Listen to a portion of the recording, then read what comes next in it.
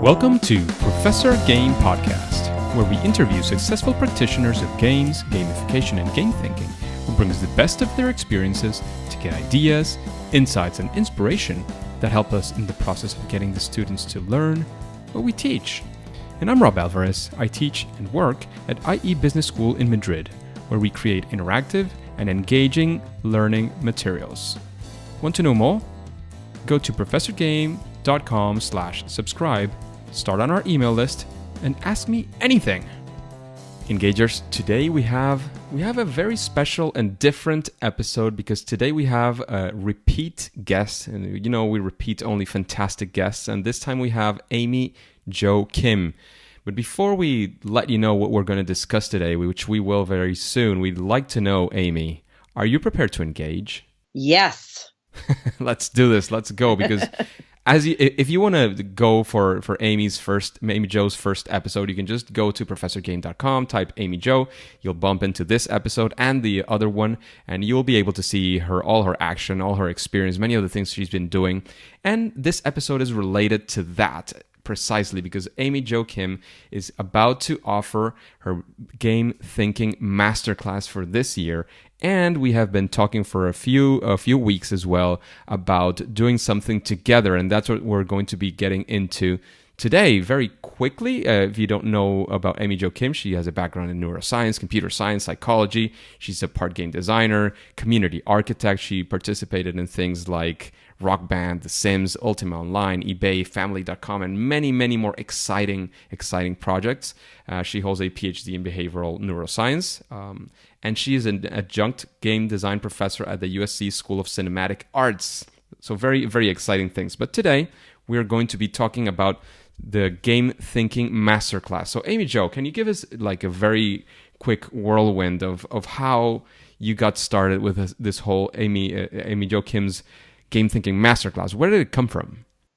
That's such a great question. So I've been working with teams, helping them build compelling products and games for many years.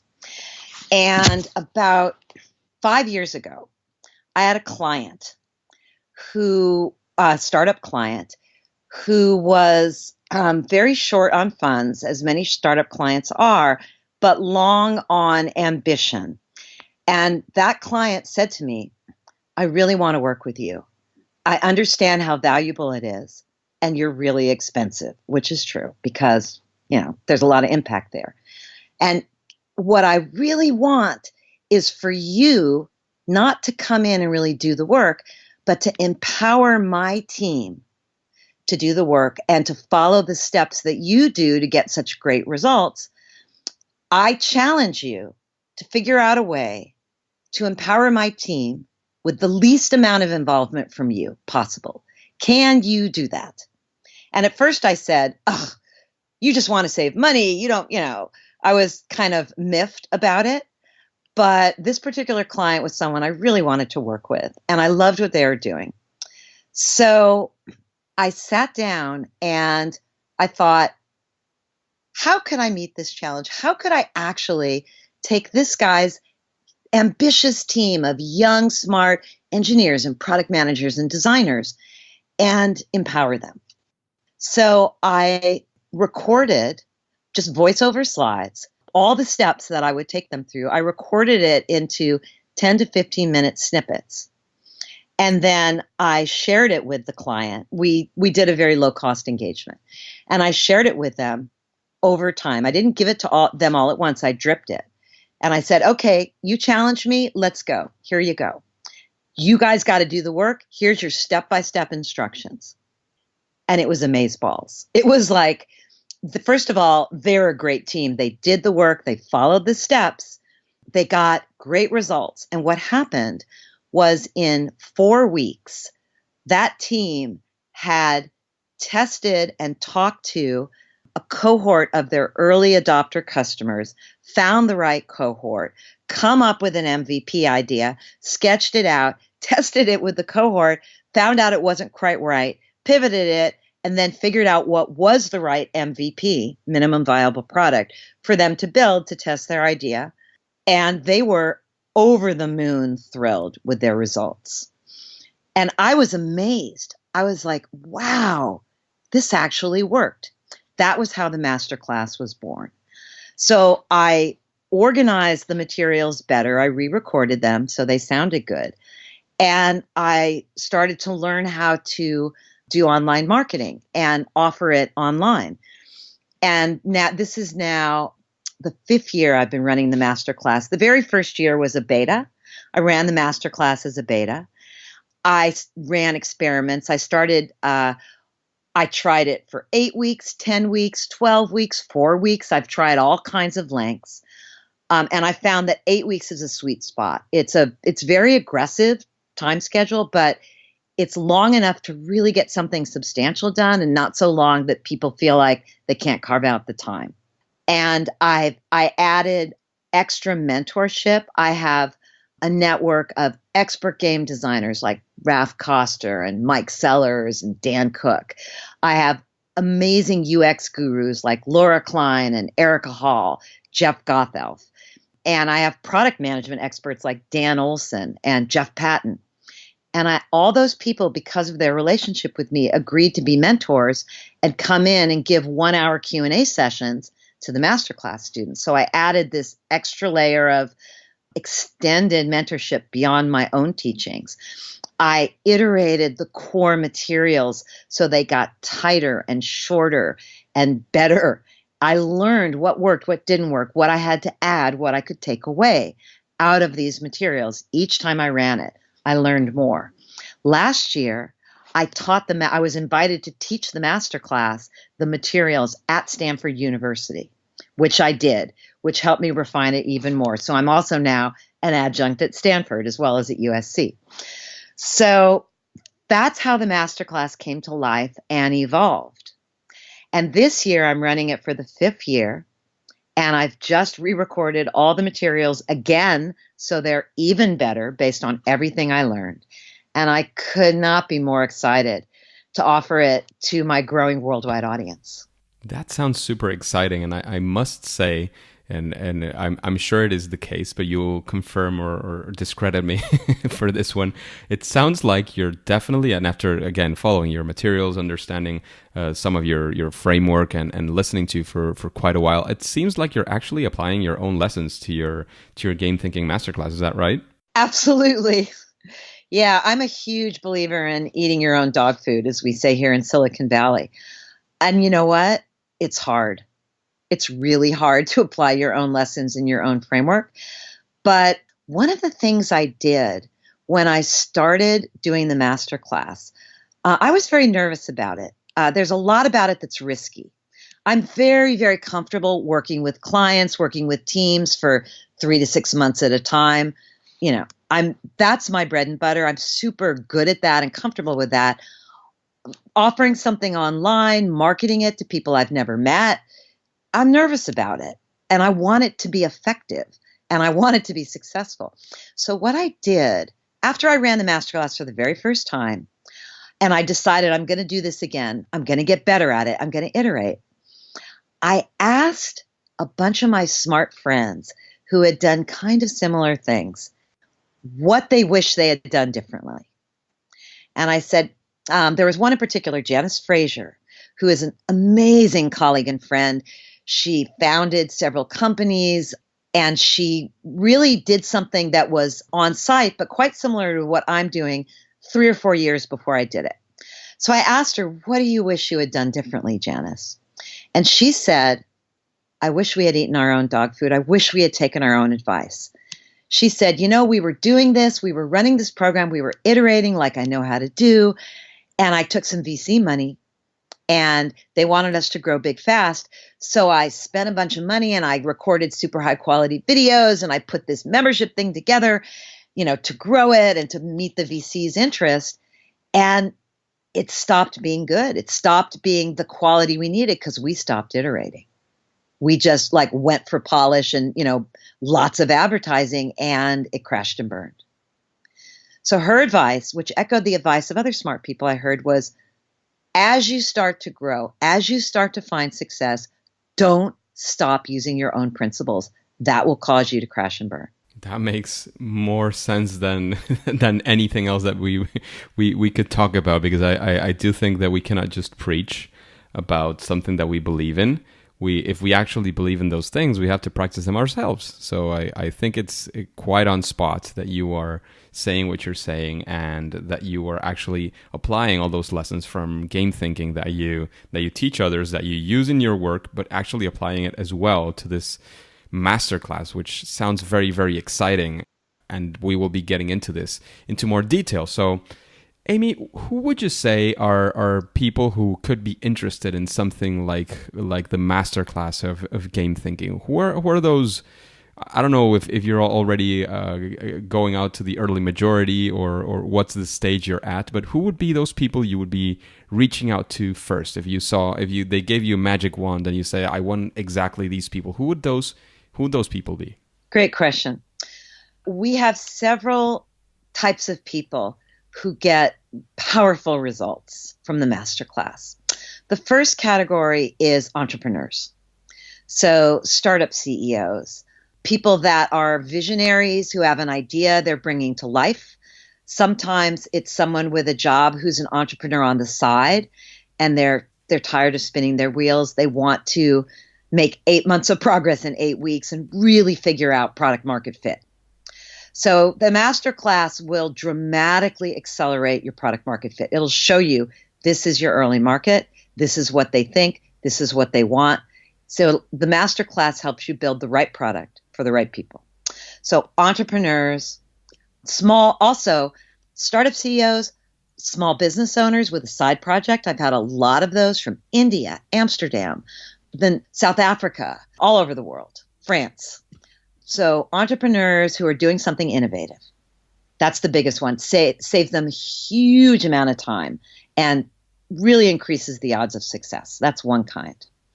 Another kind of person that has gotten great results are individual practitioners, gamification practitioners like yourself, like Jackson Chea, like Ambikesh Prasad in India.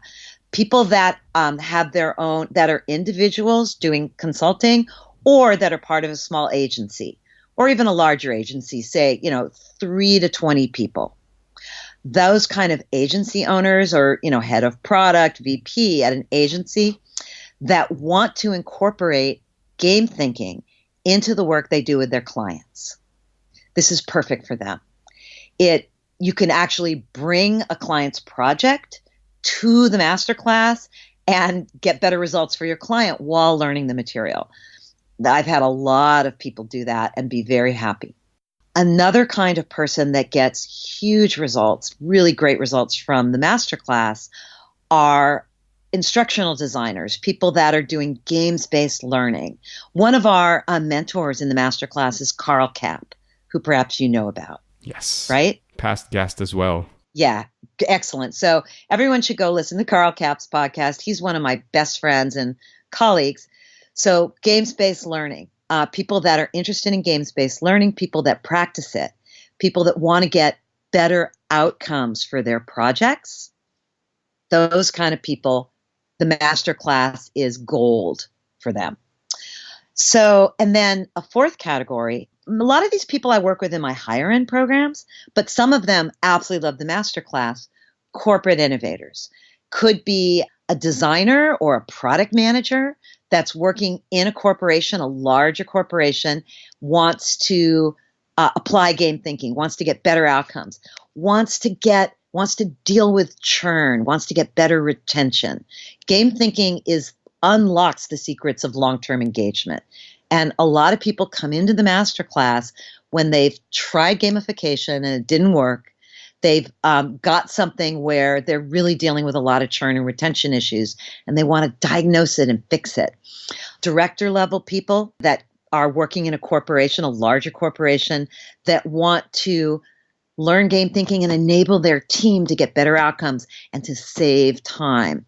That's a great kind of person. For example, the last time I ran the masterclass, one of my star students was a director level manager from the Mormon church, the LDS church in Utah, in charge of all their genealogy programs.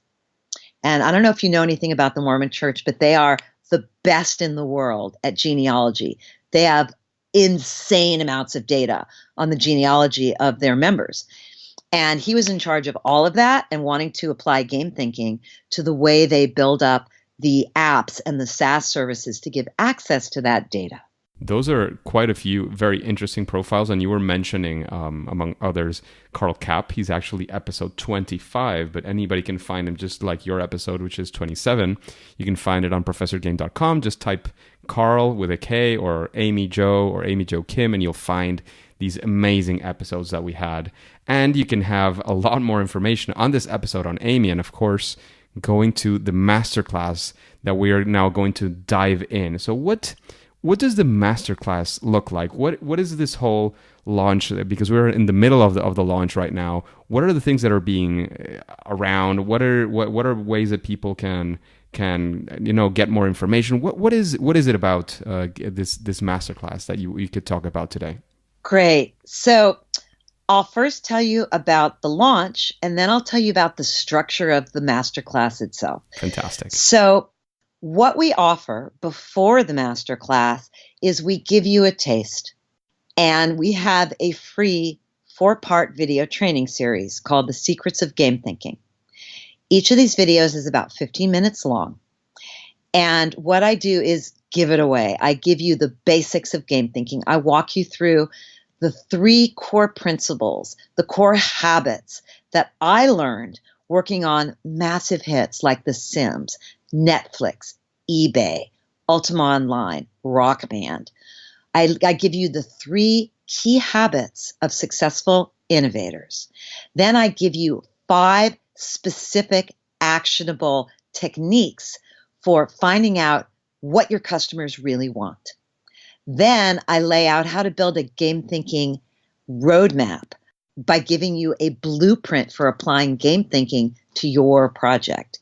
And then in the 4th video, I show you 8 steps to product market fit, step by step. And that material is The Secrets of Game Thinking. It's a mini course, essentially. And so that's free to everybody. And you, Rob, I know, are going to also be sharing that with your audience. We'll talk more about the URL to get that later.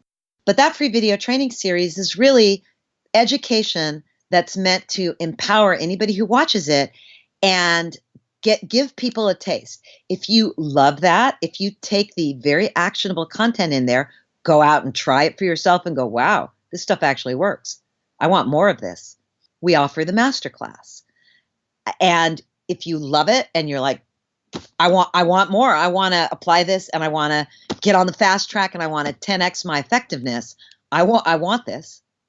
That's the idea. People that feel that way and they really, have invested some time in it, they can then purchase the masterclass. If somebody watches that and says, that's okay, that's not really for me, fantastic, then the masterclass isn't for you either. I learned this by studying digital marketing.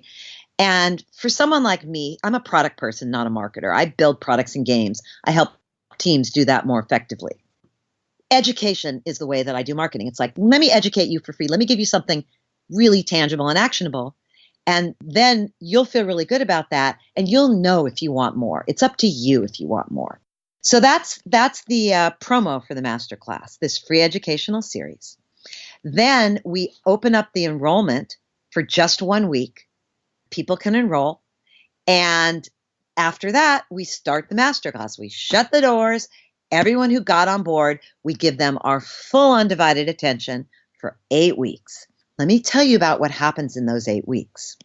Are you familiar with the flipped classroom model, Rob? Definitely. I think many of the engagers in the audience might be familiar. I think we've mentioned it once or twice.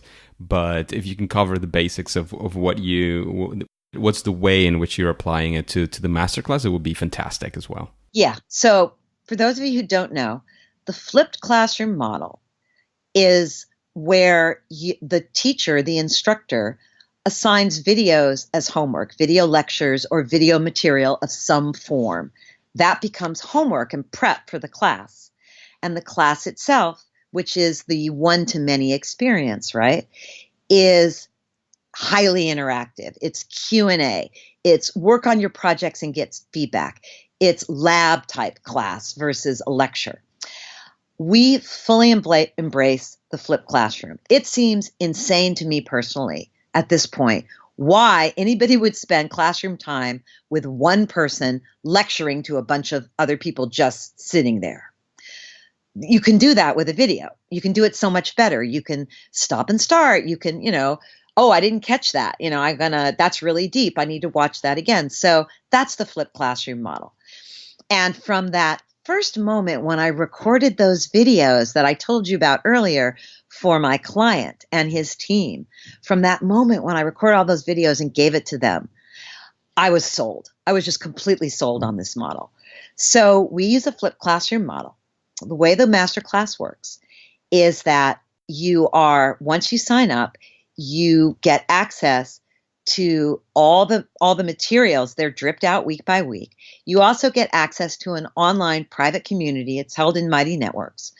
It's private, it's secure. We have a group for everybody in the masterclass. And then we also have subgroups in the masterclass for interests and you might have your own subgroup, Rob, in the masterclass for people in your community. So we can set that up. But we're also all in a larger group. And then each week you get a chunk of content, which is several videos plus a downloadable template. And the downloadable template has a lot of the magic. It walks you step by step through the actions you need to take to do the work that's laid out in those videos. So the videos give you background, and then they tell you step by step, here's what you need to do this week to do the work to get those results you're looking for. So you get a drip of that each week. Each week it's unlocked. You consume that on your own time. If you have questions, you can go to the online community and ask them. There's a Q&A section. And then we also have a weekly office hours coaching meeting. Because I have students all over the world in every time zone, we have coaching meetings that it's every Wednesday. They run from 7 a.m. in the morning to 7 p.m. at night. So you pick the coaching meeting that's in the right time zone for you. If you're in Spain, you might like the 7 a.m. or the 9 a.m. coaching meeting. If you're in Malaysia or China or Singapore or India, you might like that 7 p.m. Pacific coaching meeting because that's more in your time zone. So you choose a meeting that's in the right time zone and you go to that meeting if you're a student and you're now in a small group meeting. There might be 4 to 8 people in that meeting. And I'm there too. Sometimes there's an extra coach. It might be Jesse Schell, the game designer, or Dan Olson, the product management expert.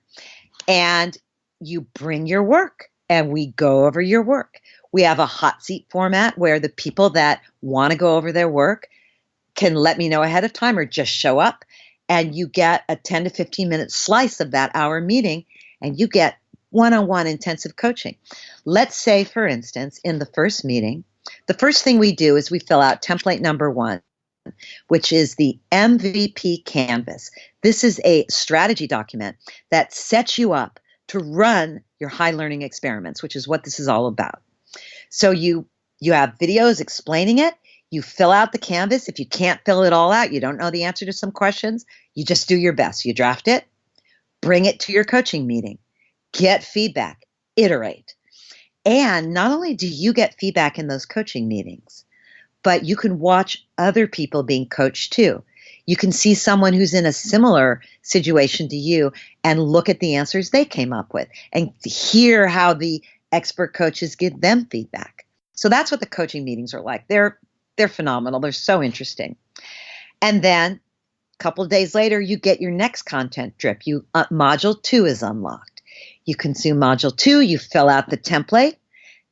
Every single module has step-by-step template and instructions that says, here's the learning, here's the activity. Do this activity. The output of each activity is the input to the next. Are you with me? Yes, of course. Yes. And so that's how the masterclass worked. You get the content and a template unlocked each week. You have a coaching meeting each week. You have an online community that extends the coaching that's ongoing. And that's how it goes. You get to know the people in your coaching meeting.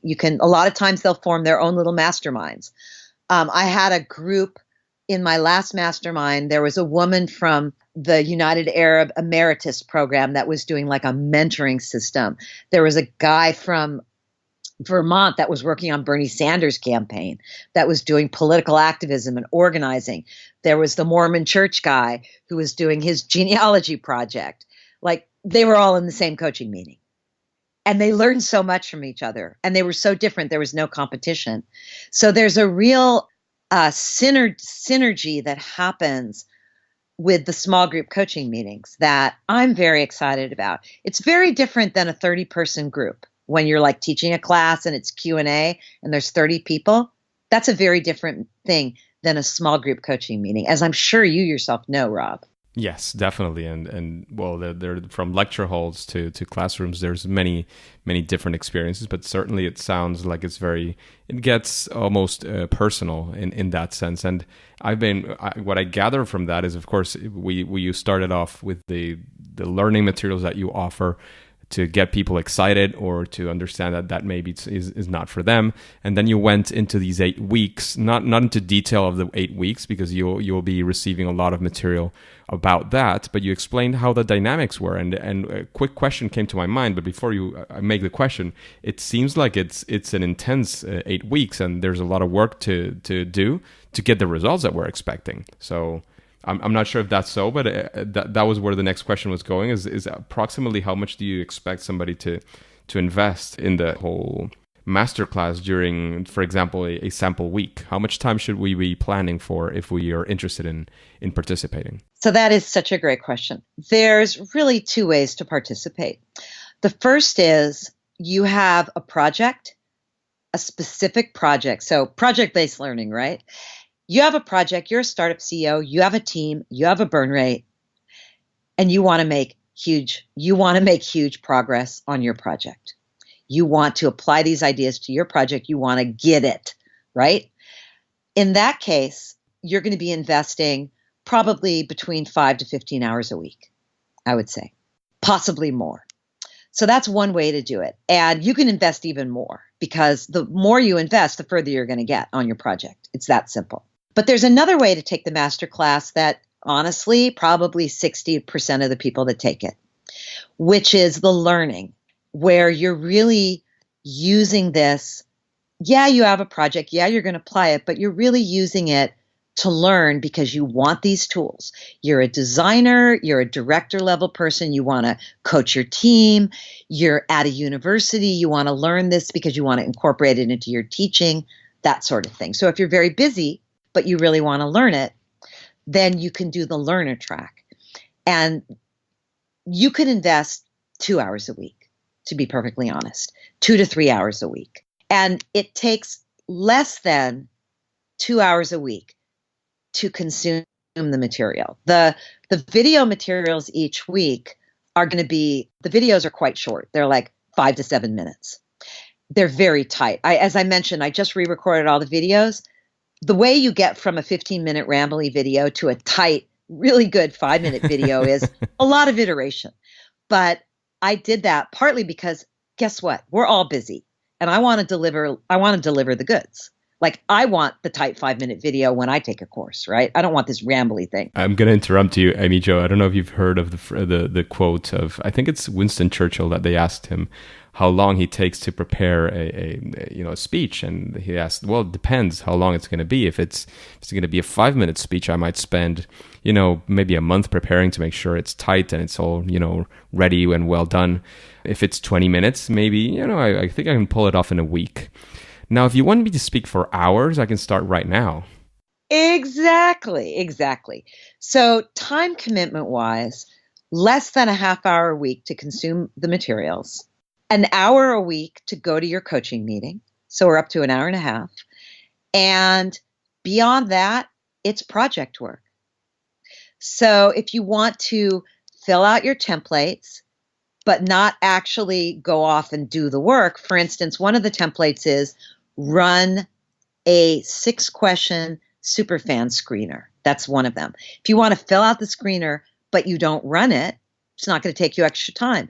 If you can run the screener quickly, it might take you an extra half hour, but sometimes it might take you several hours because you might have to calibrate your outreach channels and run several versions of the screener because there's several cohorts that you're testing to find out which of those is actually the right cohort for you.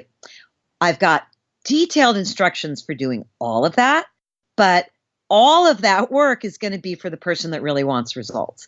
If you just want to learn it and you want to absorb the material, learn it, but you're not going to be running 3 versions of your screener. Maybe you run one, or maybe you just write the screener and say, I think I'll get around to that later.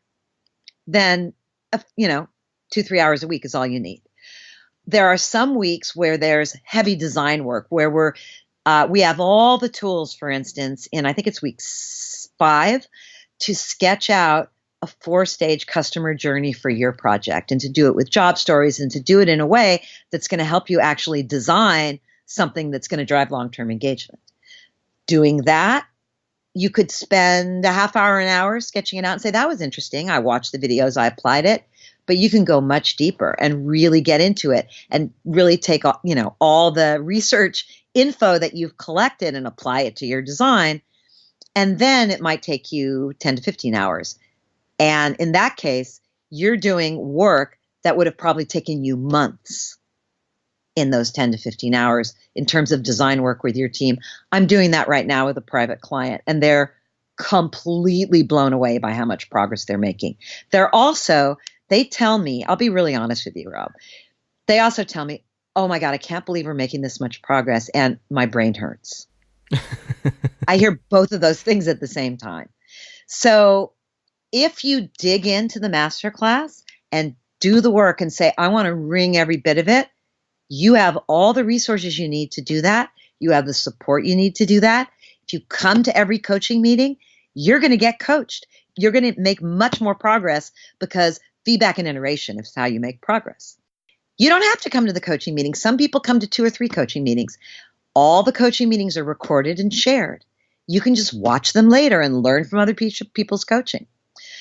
So you can do the light version. And if you want the tools and you know you're busy, but you say, hey, this thing runs once a year, I want to get it, you can get it. If you want to go much deeper and you've got your project is the most important thing to you and you want to devote a 1/4 of your time to it, for instance, or even half your time to it, you can do that too. That one's up to you. The thing I will say though is if you really can't devote any time to doing the work, maybe you shouldn't take it because you won't get that much out of it. Now, one other thing to know is once you take the masterclass, you get lifetime access to the materials. That was going to be my next question. So how long do we have it available? Yeah, lifetime. Lifetime access to the materials, lifetime access to the online group.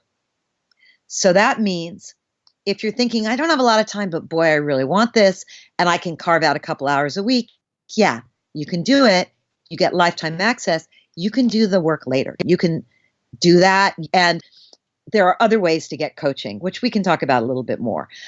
But the masterclass, you're going to get the results that you see in the testimonials from the masterclass. All of those are real. They were people saying, holy camoli, I can't believe that was so effective. And then I just say, yeah, can I quote you? So you're going to get those results by putting in work, by actually doing the work. Because as I mentioned earlier, the output of each activity is the input to the next. And this is really about collecting data, not just sitting around in a room with your smart friends and drawing on a whiteboard. This is about getting out there and finding out what your market thinks. So Amy, we've spoke quite a while ago. It was episode 27, so it was quite a few weeks ago. I've been following as well your work. We've been talking as well about several things, but I just wanted to know why, because to be completely honest, and I'm sure many people in the audience might be thinking this is not the first course offered on things related to games, game design, and how to use it for other things. So I would like to know, and especially the audience, because I know you as well, we have a certain level of relationship as well. But I want the audience to make sure, for you to make sure that the audience understands what is different about this masterclass with respect not to something in specific, but in general. What would you say is a factor that makes it so special? Because I am completely convinced, and that's why we've been working on these things for some time. But I wanted to make sure that the audience as well hears it not only from me, but from you, who are the original creator of all of this framework and the whole game thinking concept. That's such a great question. So I think there's two ways to answer that. The first is, what's different about game thinking? So there's design thinking, there's gamification, there's lean startup. You can go get Scrum certified, right? Why game thinking? What's different about game thinking? So game thinking embraces all of those and uses lean startup techniques about minimum viable product and rapid iteration, uses design thinking techniques about empathy and light prototyping, low res prototyping. What's different about game thinking is three key pieces of the framework that take it beyond any of those other techniques. The first is the idea of hot core superfans. Hot core superfans are a narrow slice of your market that are defined by their need and their top of mind interest in the topic. They can be tricky to find, but once you find them and you identify them, they are one of the secret pillars that propels the speed of your iteration and the effectiveness of your experiments. So one thing in the Game Thinking Masterclass that's very different than anything else you can get out there is we give you step-by-step instructions for finding, understanding, and leveraging your hot core superfans. That's number one. Number two is the mastery path framework. And this is the framework. This is the piece that allows you to create a compelling customer journey that drives long-term engagement. People give that lip service in gamification, but you're never going to get there with mechanics. And so what the mastery path does is first of all, it leverages the superfans and the data you collect from superfans. We don't just design it, we actually infuse it with data. That's really key. And then the mastery path framework, which is discovery, onboarding, habit building, and mastery are the 4 stages. When you apply that to your thinking and you start to sketch out what day 1, day 21, day 60 looks like from your customer's point of view, this really forces you to take a journey-first approach to design versus a mechanics-first approach to design. And it's that journey-first approach and then the support structure that lets you actually take that idea, a journey-first approach, and create it for your own project. That's a big differentiator of game thinking. And then the third and very closely related pillar is the learning loop, the core learning loop. And this is really a zooming in on the third stage of the mastery path, the habit building stage, the day 21 experience. Now, you hear a lot about compulsion loops and gaming loops and engagement loops, and there's all kinds of loops. I've been designing games for 20 years. I've worked on so many kinds of games. And us game designers, we use all those words, okay? The difference between a compulsion loop and a learning loop is the difference between manipulation and empowerment. And that's the third big differentiator is what we do in the Game Thinking Masterclass is we teach you how to engage your customers by empowering them rather than manipulating them. And that's a huge differentiator with gamification and frankly with a lot of game design that mimics, say, Zynga's Skinner box mechanics and Skinner box games. We go beyond those Skinner box mechanics, which are a lot easier to implement, but they're manipulative. They manipulate psychological, hacks in our brain, basically. And that's kind of the easy out in the same way gamification can be. But you don't get long-term engagement. You don't get player delight with that. You just don't. So game thinking with these 3 elements, the superfans, the mastery path, and the learning loop, which the learning loop is about, it's like, how do you actually implement skill building inside of an app, a service, an experience, and a game? How do you do that? How do you build around skill building? the way you do it is with a learning loop. This is the mechanic. And it has much more to do with feedback than rewards. So we give you that framework, we teach you how to do it, we teach you how to apply it, how to identify it, how to create one if you don't have it. And then those all work together to give you a framework for finding product market fit and driving long-term engagement. So those three things are the big differentiators with the game thinking approach. And the thing that makes so that's answer number one. Now, answer number two is the thing that makes the Masterclass form different.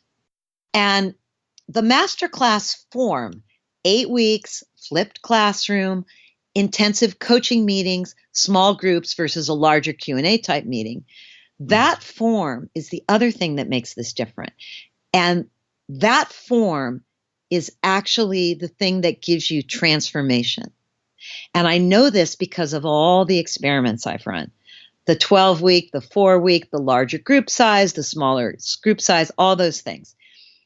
What I've learned is that not one of those educational elements will really work to make people deeply learn the material and then be able to teach it to someone else. But if you have the flipped classroom so people can review the material over and over again, if you have powerful templates with sample copy in them that people can take and tweak as a starting point versus just a blank page starting from scratch. If you have small group coaching meetings, so you yourself get coached, but you see other people in the hot seat getting coached too. And then you also have an online community with subgroups so people can continue that conversation, continue the Q&A, continue sharing their work and getting feedback between the meetings. That particular combination of those 4 elements is what I've learned and seen really synergize to give you a transformative educational experience versus that was nice. And so that's what's different about the Masterclass is the form is the way we both serve up and then provide those 4 elements and have them work together.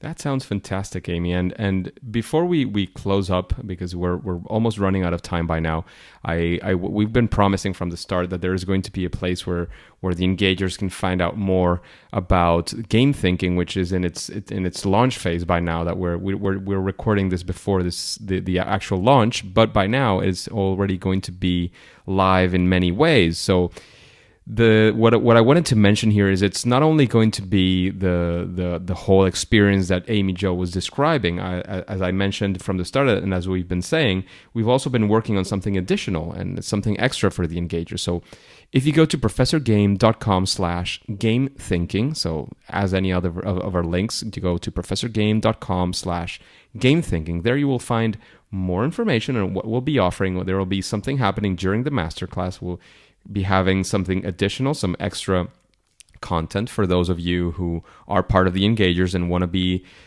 getting something extra from us. And there will be offering something related directly to game thinking, but also to the experience that we've had along all this time working both in IE Business School, at a Professor Game, in consulting, and so on. And there will be some additional things that I won't specify right now. I don't want to give you all the details. I want you to go to that webpage, take a look at that, and there you'll also find, of course, a direct link where you can go and snatch your place at the free training video series of Amy Jo.